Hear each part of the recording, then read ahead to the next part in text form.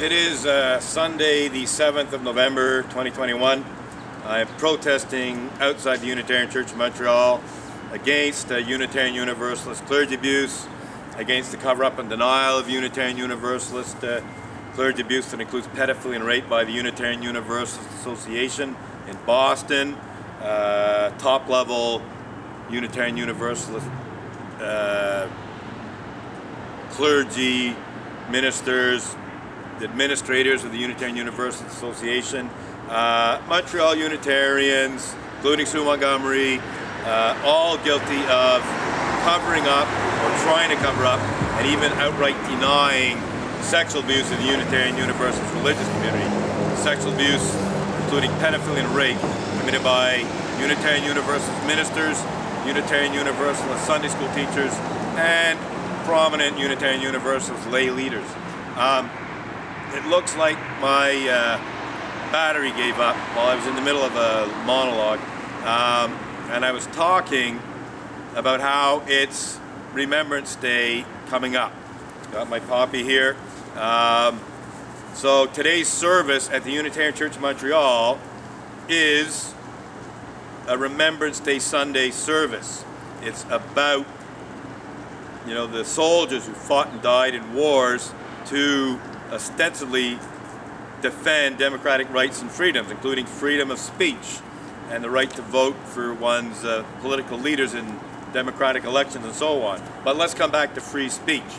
The very same people who are inside the Unitarian Church of Montreal right now, essentially having a service dedicated to all those Canadian soldiers who fought and died in wars to defend freedom of speech. Let's keep it on freedom of speech and freedom of expression.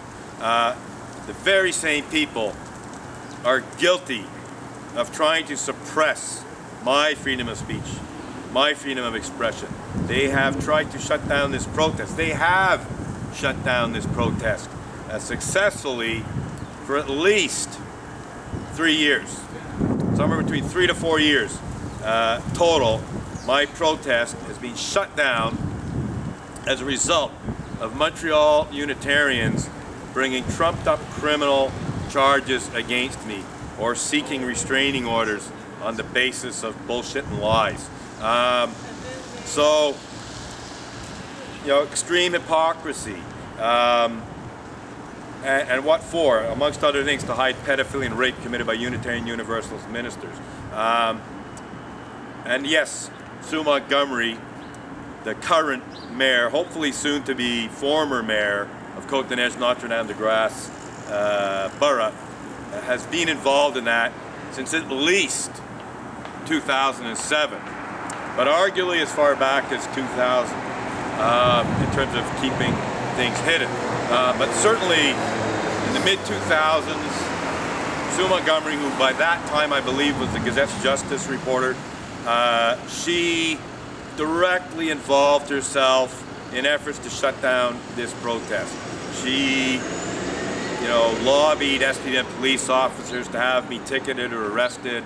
I saw her head inside SPVM police cars while I was protesting outside on some Sundays. She directly involved herself in an effort to have me subjected to a restraining order, peace bond, whatever you want to call it, an 810 legal term. That was in 2007.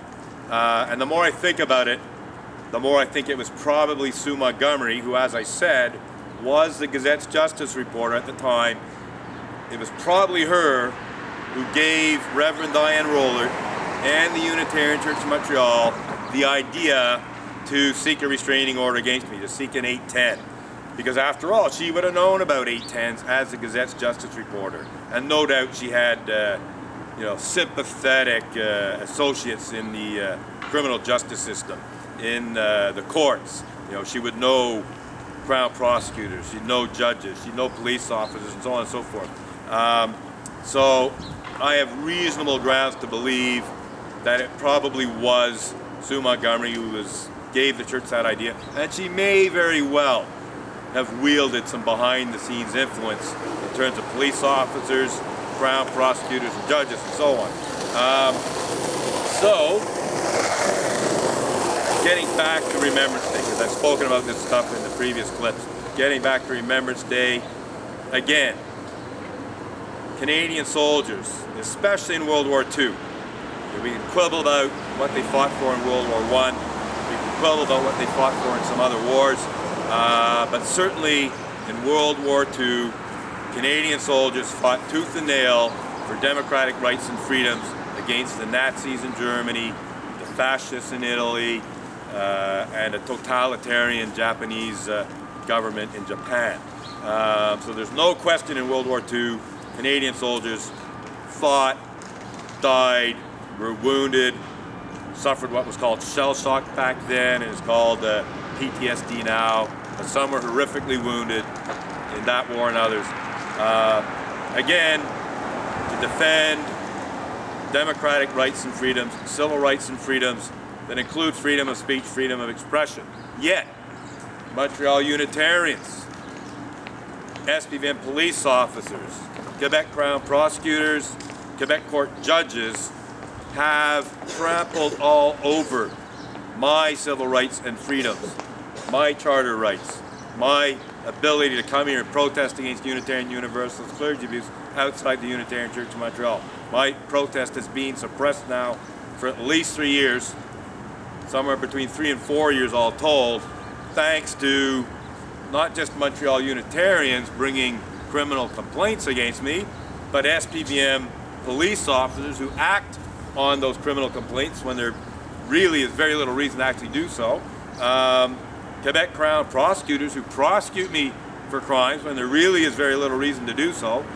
And so far, two Quebec court judges did in fact suppress this protest. The first one, Roland Matt, I think, might not be remembering her name correctly, but one of the worst judges in Quebec court, if you don't mind my saying so, well known to criminal defense lawyers at the time. I think it is Roland Matt is her name. Certainly Roland, I believe, is her first name.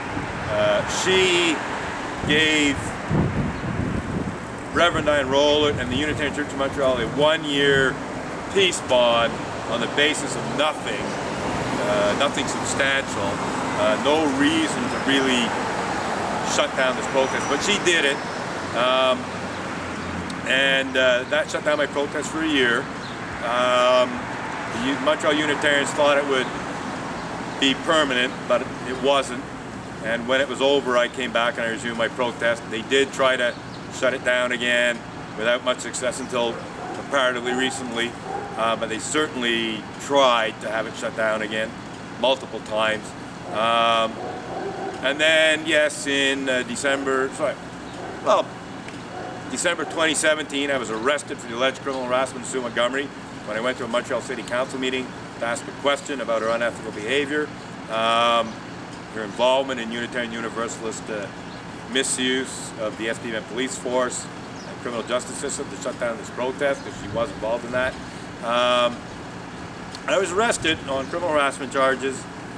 The Crown, in all its wisdom, or should I say wisdom, sorry for exercising my free speech there, it charged me in January of 2018, I believe January 3rd of 2018, I was actually charged with these trumped up criminal harassment charges.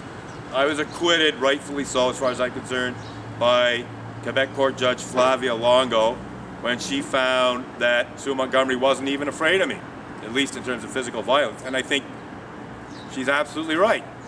She saw through Sue Montgomery's bullshit and lies about fearing for her safety, based on video evidence of Sue Montgomery acting quite fearlessly in my presence while I'm protesting, kicking and throwing my picket signs in the street and so on. You know, she saw zero fear in Sue Montgomery in those videos. And as far as I'm concerned, she's right, because I have no reason to believe that Sue Montgomery genuinely fears for her safety at a physical level. Just last Sunday, she came by and got in my face while I was protesting. She walked to within, I'd say, 2 feet of me, certainly between 2 and 3 feet of me at one point, and she shoved her cell phone inches away from my face. Her cell phone was like right about here, with her arm stretched out. She fears for her safety? Give me a break, you know? She knows perfectly well that I'm nonviolent. The SPVM know I'm nonviolent. The SPVM know that I've been protesting here for more than 20 years, and nobody's got anything worse than a cut lip. And the only reason they got a cut lip is they were stupid enough to shove their face into my camera when they were assaulting me. So, unfortunately, SPVM police officers, Quebec Crown prosecutors, and at least 2 Quebec court judges have trampled on my charter rights and freedoms and suppressed the freedom of speech rights, the freedom of expression rights, the right to engage in peaceful public protest rights of democratic society. Thanks to Sue Montgomery and other Montreal Unitarians who brought bullshit, trumped up criminal charges against me.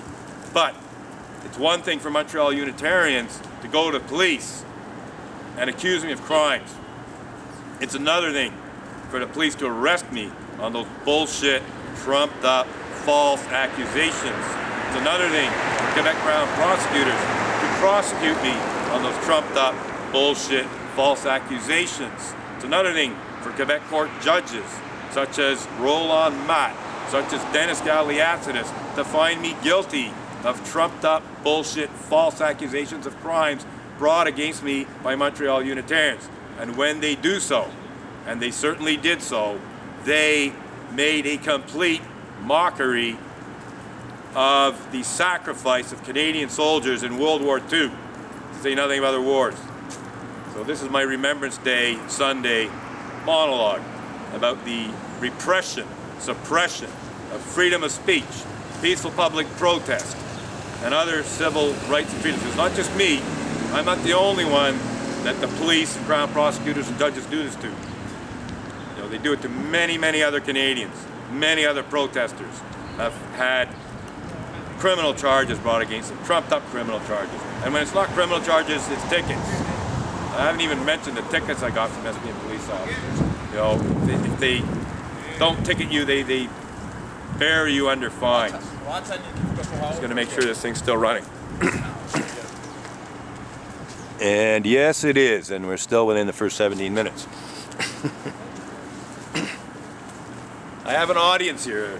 1 or 2 people are paying attention to this. And it will be on YouTube.